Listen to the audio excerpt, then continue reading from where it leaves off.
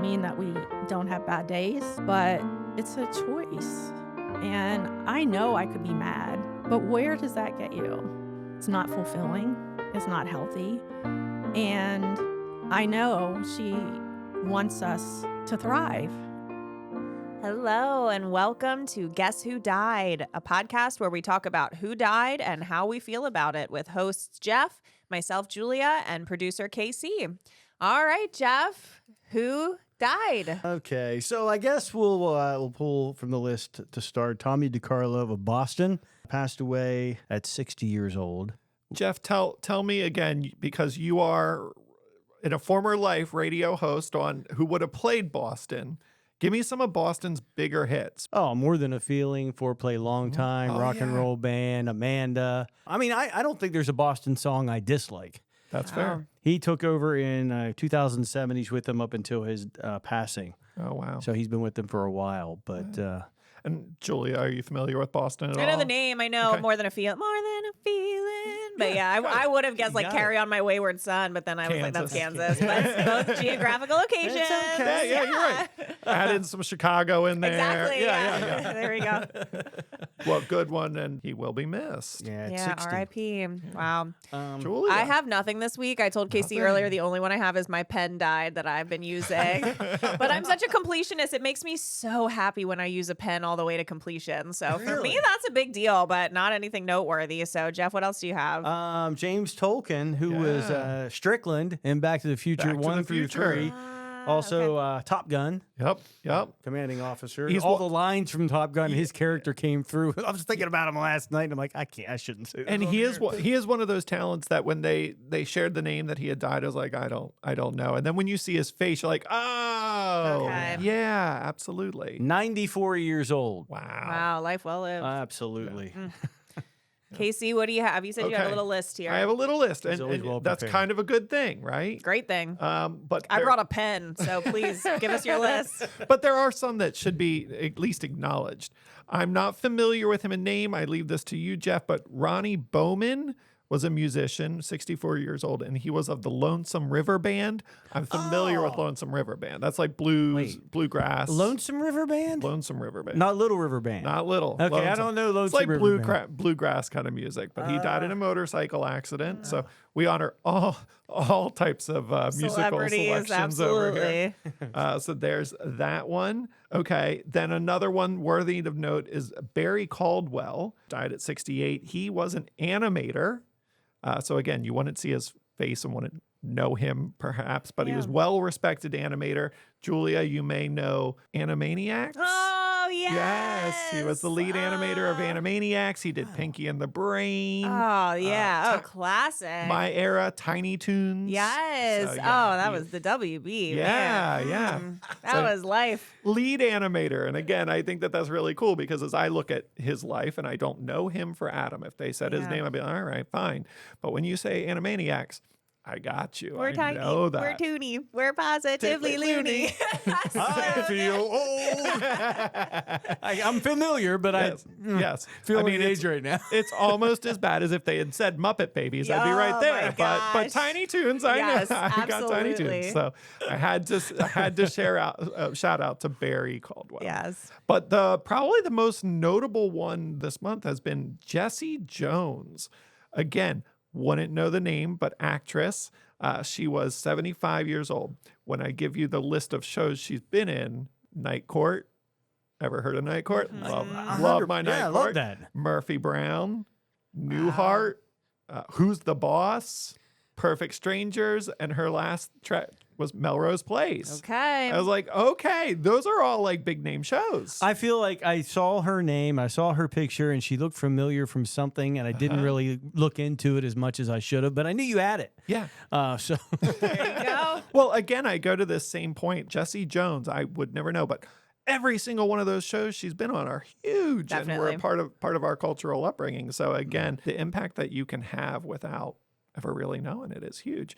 Which this episode or this show is recorded at Olivia's house, and we had a local loss that we wanted to share a little bit about. Both Jeff and I were good friends with our dear friend Kara, who died after a 3.5-year battle with brain cancer.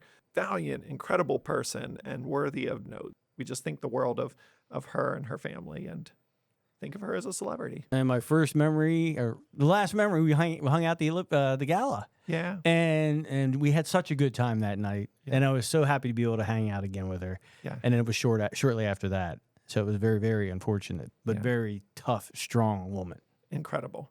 And so while we celebrate all of our pop culture icons here at Guess Who Died, and we bring them up regularly to make sure that their legacies live on forever, we too have our personal losses, and we want to honor that. So here's to Kara.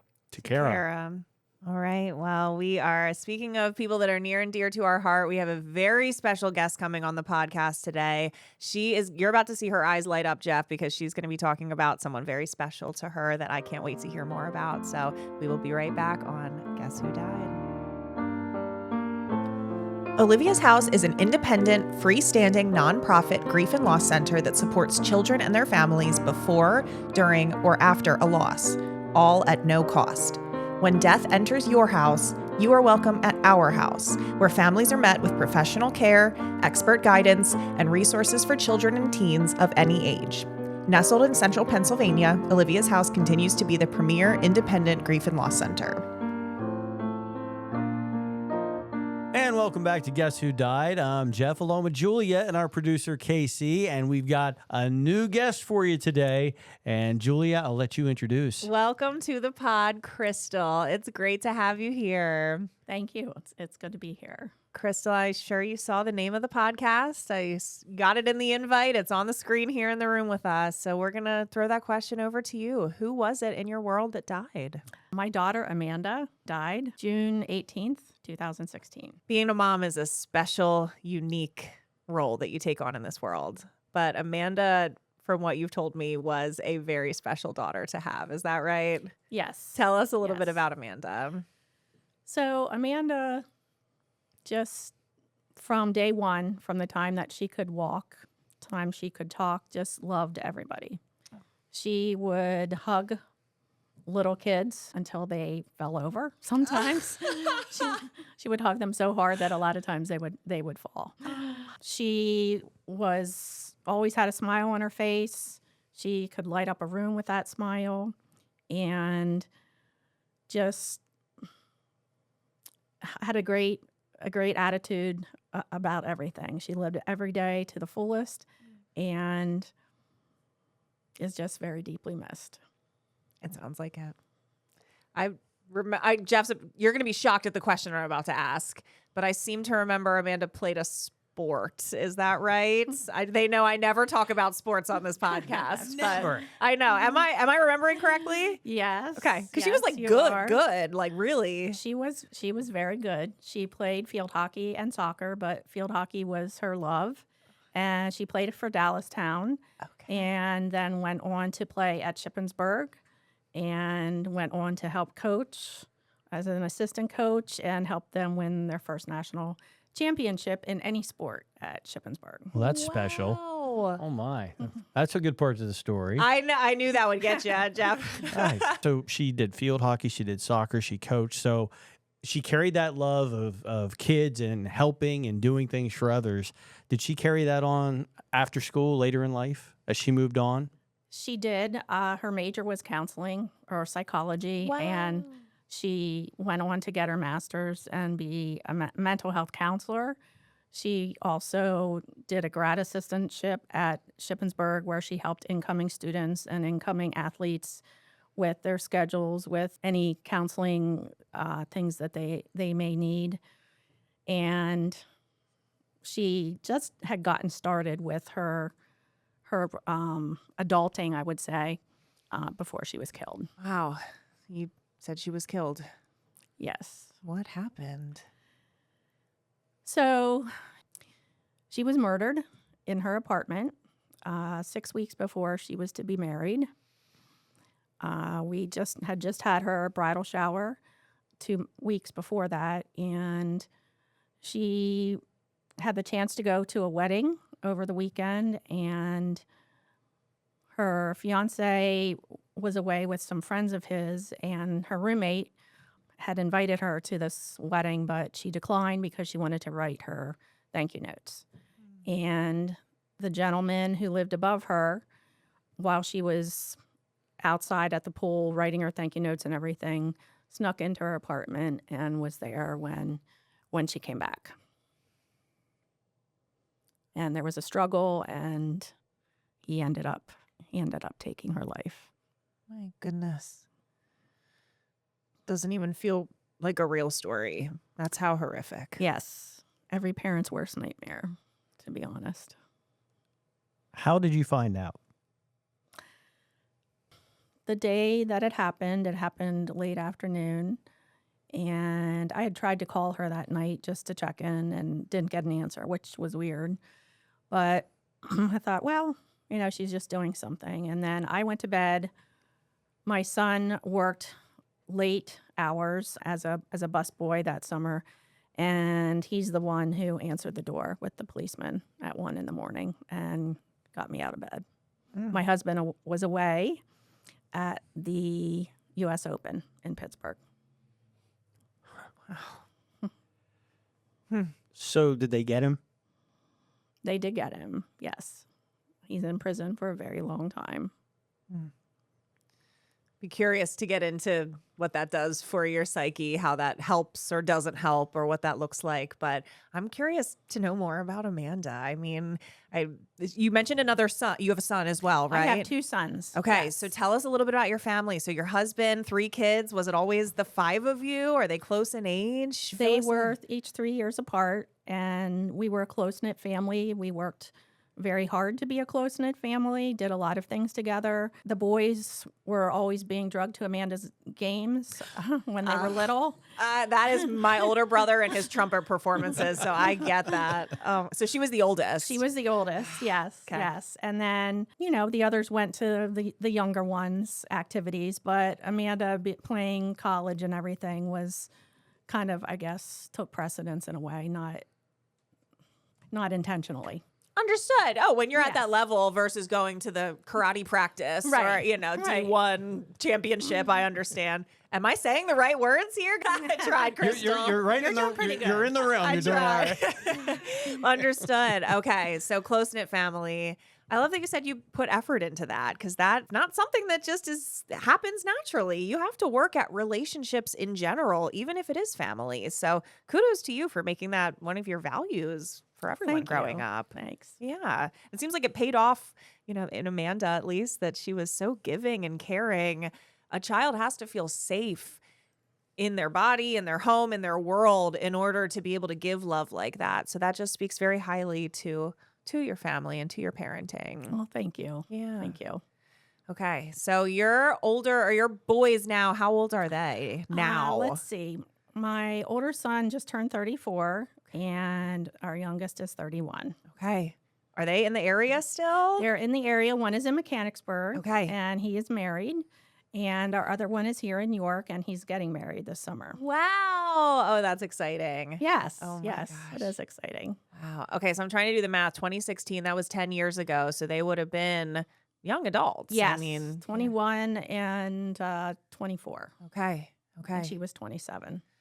Whew. And so we're talking about staying local versus not. She was not local at that point. She had just moved, or Correct. She Okay. was not. She was in Charlotte. She moved down there. Her fiance was down there already, and she lived with one of the girls that she played hockey with and coached at Shippensburg. Okay. So you're already dealing with the loss of having her nearby, especially when Yes. your other kids have stayed close. That's a huge piece. And as a mom, to be very out of control when your children leave the state and live somewhere else. And then to have your worst nightmare happen when you are so far away. How did you navigate that? What was that like for you? It was surreal. It really was.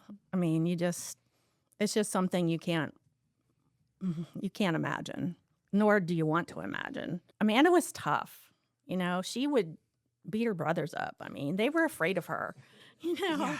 I mean, so to imagine that something horrific had happened to her it was really hard to swallow at first, hard to imagine. I think the thing that really helped us the most was our faith and knowing that we will see her again, and our community and friends.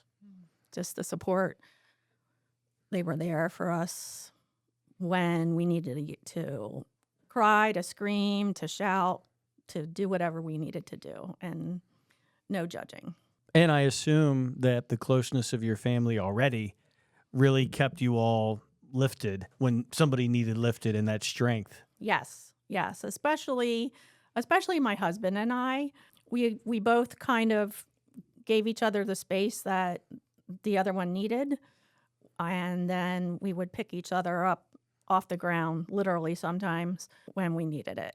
And the boys did the same, just would share or open up whenever they needed to. And for my husband and I, we still kind of continue to do that.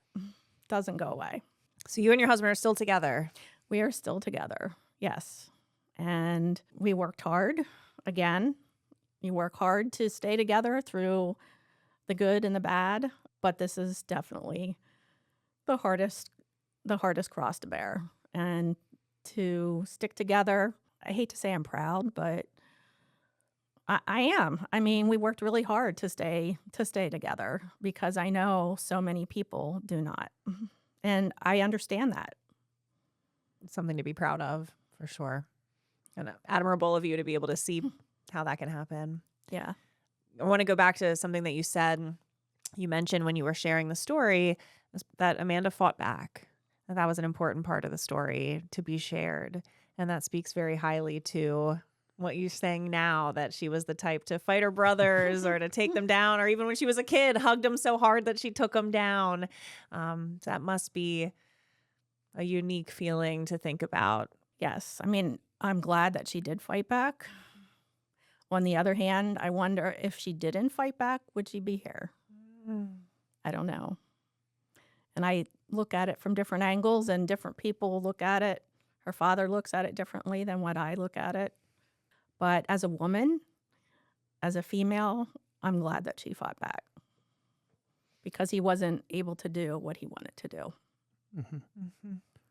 So 6 weeks out from her wedding. Yes. Do you have a relationship with her fiance? Yes. Still? Yes, we do. Yes. Wow. Well, what's that look like? Yeah. Well, we hear from him sporadically. My boys are still very close with him. In fact, he will be in Garrett's wedding in July. I just literally There's got the chills. full goosebumps on both of my arms. Happens once. It once went a show. boom like that. Wow. That's Yes. okay. And he was in Kyle's wedding. Oh man. So That one, Yeah. that hits me. I don't usually get that. How has that relationship helped the boys? I think because it's a part of Amanda, he's like a part of Amanda. So I feel as though it's kind of like he's kind of like another sibling and also a piece of her. Mm-hmm. Yeah. All right. So you said you had community around you, your faith community, and your just people. Were you able to be open with them about what had happened? I mean, was this something that was public news? Was this something that you told people that they found out before? What was that like in community? This was really public. And actually, I think some of her friends knew before we did. That was the one thing that my husband and I, really tried to protect because we personally don't really care what happens to that person. And I would use another word, but I won't. Mm-hmm. Because in the end, he'll have to answer to God for what he did. But we refused to talk to the news people or anybody unless we could share Amanda's life. We did not want any of the negative because we just felt we talk about him, that gives him power. And that's nothing that we ever wanted to do. People did want to know. It was very public, so most people knew what had happened. Some of the details, some people outside the family will never know. And there's things that we don't know. Yeah. To protect us. That was one of the reasons why I did not go back to teaching, because it was very public. Wow. Very public. So you were a teacher when this happened? Yes. Yes. What did you teach? I taught art and computer design at a middle school. To end that career, that's a big ripple. Yes, I was not ready to end it. But anybody who has children knows that they say whatever they want. And I didn't think I could handle it. And I thought I would be in a puddle on the floor, curled up somewhere. So fortunately, I was able to take a year off, a sabbatical, and thankfully I did not have to go back. Yeah, if I was in my most vulnerable time of life, I would not want to be in a middle school. That is for sure. Honestly, seriously, ruthless, lawless land. Yes, lawless, that's good. Yeah. So outside of all the people coming at you wanting to know, asking questions, want to hear the story, what actually started to help you heal outside of your faith? I think helping other people. I like to say there's healing and helping others. And I think the first thing that we did was that Christmas, my husband and I at our church, we helped to provide meals to like the police officers, people working at sheets and things like that. We took meals around to them. We started a foundation, started to help people who need counseling or were victims of domestic violence. And I did a lot of writing after she was killed. That personally helped me a lot, just to be able to get all of that angst and anger and sorrow out. Yeah. Just to put it somewhere. Mm-hmm. People underestimate the power of writing because they think, I already know these thoughts. They're in my head. Why do I need to take the time to put it on paper? There is something there. Yes. And it really does. It gets it out of your brain, even your imagination that can spiral very easily. And it just puts it someplace into a nice, neat container. Even if it's the messiest stuff you're writing in there, even if it's not complete sentences, you've put a boundary around it. It's on the page now. And now you have control over it versus it having control over your whole brain. Right. So I love that. Yes, it was good. Do you ever look back to what you wrote? Good question. And see, I've done this before where you write and you look back at where you were Yes. and where it took you and how you could see that healing happen. Yeah, I have. Sometimes it's hard. Sometimes it's like looking at old pictures. That's difficult. And sometimes I'll look at it and think, how did I write that? Like, how did I do that? Because I think it's really good. And I think, I don't know if I could do that now. Wow. Oh, I bet you could, but that's really cool that you're like impressed with yourself. I love that. I mean, at the time, I didn't really think it was, but looking back, some of the things that I wrote, I think were pretty profound. Yeah. There is such poetry in grief. It's an experience that is almost impossible to put into words. So when we try, it can really, sounds like you created something very beautiful out of that pain. I hope to put a book together someday. I don't know when that will be. Was going to ask. Love that. That's what that journal is. Oh, I love that. Okay, so whether it is writing a book, publishing your journal, how else does Amanda live in your life? How is she around still? She's around in just my creative side. I mean, being an art teacher, I do create a lot, and I feel her a lot when I'm doing those things. I feel like I'm better than I was because I have her by my side, like better with some of the different mediums and things that I use, and just more creative. I feel like it's both of us together a lot of the times. We do get a lot of messages. Her number was 22 at Shippensburg, and we still see that at very odd times when, you wouldn't think it. My husband does some traveling, and it never fails. When he goes away, he'll be in like room 222, or he was in aisle 22 on the plane or something, and it's just too often to be a coincidence. Yes. I love that. And that is very real. Yes. And it's how that connection is made. It's, they use these little things that they're able to say, we're here. We are with you. Yes. Yes. So tattoos, are there any 22 tattoos? Oh, there are many 22 tattoos. I love that. Do you have one? I do not have a 22. Okay. I do have a tattoo with her handwriting. Oh, I would like to get a 22 tattoo.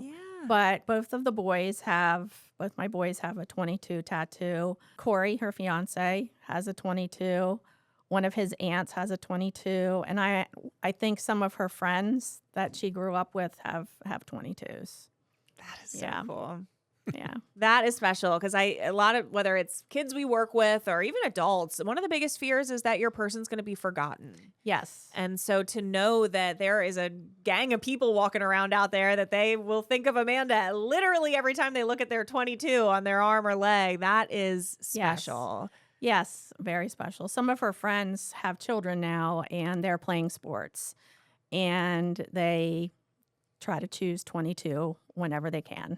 I love that. And that means a lot as a parent who has lost a child. Like you said, you don't ever want them to be forgotten. And to know that the next generation knows about her, maybe didn't know her personally, but knows her story and is keeping it alive speaks volumes. Well, and people are going to say, what's a 22 mean? Mm-hmm. And it gives them a chance to tell them about it. Yes. Tell you about my friend Amanda. Yeah. Yes, definitely. So, Crystal, what wisdom would you give to other moms, other parents, anyone else in a similar situation? Usually what I tell people is whatever you're feeling right now is okay. You know, you don't have to feel a certain way. The stages of grief, I think, I'm not going to say they're not real, but I don't think there's any timeline. Whatever you're in is what you're meant to be in. And to give yourself grace, if you get out of bed and that's all you do, that's fine. One day, one step at a time. To laugh, to cry, to scream, to just get it out, because I think that's really important. And keeping it bottled up inside is no good for anyone, especially your own health. Mm-hmm. And just to try to take it one day at a time and not to think too far into the future. Mm-hmm. It can get overwhelming very quickly and it paralyzes you. Yes. So that is excellent advice. It's really true. If you can just put one foot in front of the other, that's a win. Yep. That's a success. Yes. Repeat. Talk a little bit about your boys. What do you think the trick is there to parenting? What support did they seek out in those past 10 years? Or what advice have they come to you for? You know, they didn't really, and they still don't really talk to me or my husband a lot about it. And I think that's because they don't want to make us any more sad than what we already are. They both have beautiful women in their lives who have supported them and have been there for them. My older son, Kyle, his wife, Olivia, knew Amanda a little bit. I mean, she did get to meet her and things. She didn't know her well, but she knew her enough to know what Kyle needed after she was killed. Kyle did go to counseling, and that helped him a lot. Okay, interesting. Did he Yes. seek that out on his own? He seeked it out on his own. Okay. Yes. Wow. Yes. And Garrett, she was killed the year before. He was a senior at Penn State. And as a mother, you know, I was worried to death about him going back to school. And I thought if he were in high school, I would let a guidance counselor know what had happened. And so I forget who I called or who I emailed, but I ended up getting a hold of someone at Penn State, and I wanted them to let his professors know that if he needed some grace, that they should give it to him. Yeah. And they said that they could do that, but he would need to go into the office and ask for it. Okay. So I talked to him about it, and he eventually did go, and he did do some counseling up there. Oh. And I have no idea if, you know, he did need any grace at any time, but his professors did know what had happened. And as a mom, that just meant the world to me, because I don't think that I could have gone back to school, back to college and done well that year. Did it seem like he just, I'm going to focus on this. This Sure. is going to help me in this particular time. Sure, go for it. Into school, and then we'll figure it out after I get out of school. Well, yes. And he got the help that he needed. And then after graduation, he always wanted to go to law school. And that following summer after graduating, he said, I don't think that I can do that. He said, I just don't think that I can handle all the reading, all the testing, everything that you need to do. Wow. And we said, that's fine. Personally, his father was glad that he didn't go to law school. But he started subbing, and he's now a principal or assistant principal. Wow. And so he found himself. He also found a beautiful young woman at a field hockey game. Oh, of course. love. Yes, he was doing the clock for the junior high field hockey team, and his fiance is the coach at the middle school. Wow. That is so So cool. if you don't believe in those God winks, I mean, That is so come on. cool. That is just amazing. Oh, So, wow. and I always thank her for giving my son a reason to smile again. Because Kyle had Aaliyah, and for a long time Garrett did not have anyone, and I was just so thankful that he found somebody. And both of those girls are like Amanda in different ways. Oh. I wonder why. Yes. Oh, that's so cool. That's when we have values in family members close to us, we seek those out in others, and that's Yes. yeah. How beautiful. What a testament to love. For sure. So I know you said one foot in front of the other, one day at a time. What would you say to someone who laughs and says there can't actually be hope? Where do you find that? It's kind of why I wore my sweatshirt. Talk Take about that a little bit. So hope. In the beginning, it's like a tsunami. I mean, you're in tears all the time. Waking up, crying, going to bed crying, not sleeping. And you just kind of start at some point, maybe 6 months, a year. For me, it was more like 2 or 3 years where I was able to sleep and able to sleep without crying myself to sleep. But I just felt like there had to be more out there. And I think we did it for her.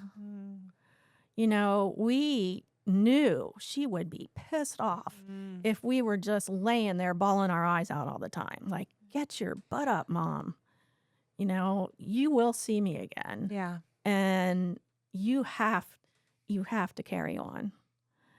And slowly but surely, we kind of made our way back, I guess. One day, one step at a time. It doesn't mean that we don't have bad days, because we do have bad days and bad moments, but it's a choice.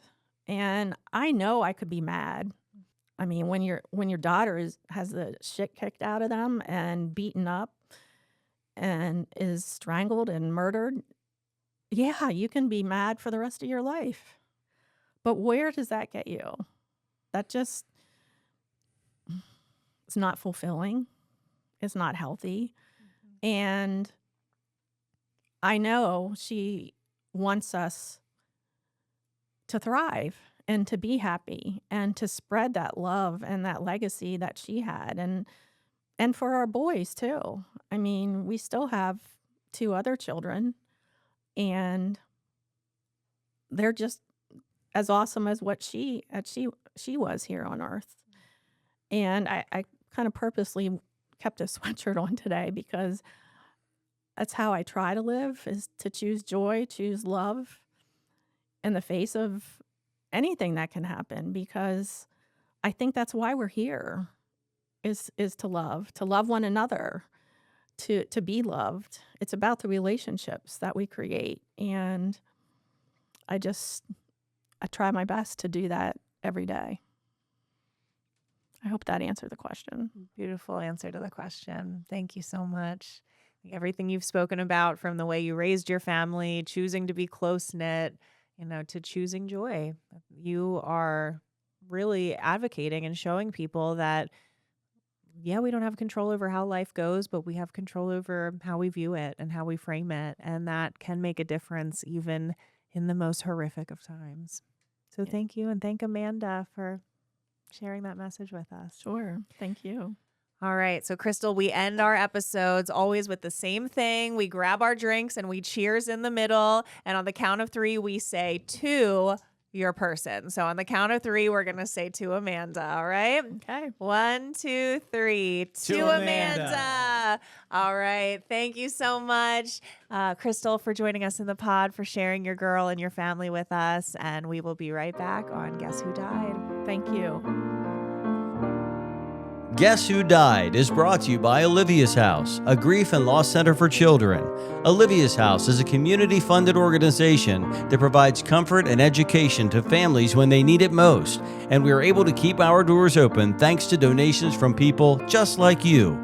Find out ways to support or get support from Olivia's House by visiting www.oliviashouse.org. And welcome back to Guess Who Died. I'm Jeff, and that's Julia, along with producer KC. That was a tough story to hear. Yeah. And I said when you were downstairs, it pissed me off. I'm pissed. Wow. That could happen. Yeah. And it happens Yeah. too often. And it just, that's how I feel right now. I mean, we had that chill that we talked about and that nice feeling of, wow.